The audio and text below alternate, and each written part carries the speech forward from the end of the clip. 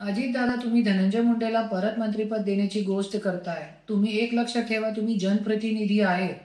धनंजय मुंडे प्रतिनिधी नाही, जे तुम्ही फक्त त्यांचा विचार करताय. बीड जिल्ह्याचे तुम्ही पालकमंत्री आहे.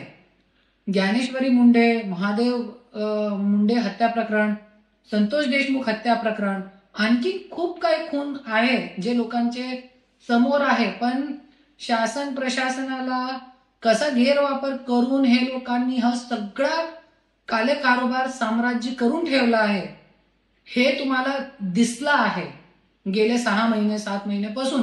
तरी पण तुम्ही असे घाणेरडे व्यक्तीला तुम्ही मंत्रिपद देण्याची गोष्ट करताय. तुम्हाला इकडची जनताचे दुःख दिसत नाही.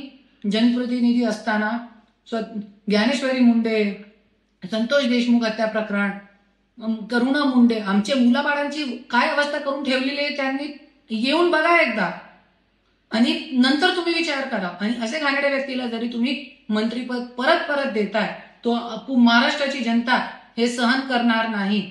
आणि हे तुम्हाला जरी जनताचे दुःख दिसत नाही, तर तुम्ही सगळ्यांना, ज्ञानेश्वरी मुंडेला, संतोष देशमुखचे परिवाराला, करुणा मुंडेच्या परिवाराला, सगळ्यांना तुम्ही विष पाजा. नंतर तुम्ही धनंजय मुंडेला मंत्रिपद द्या.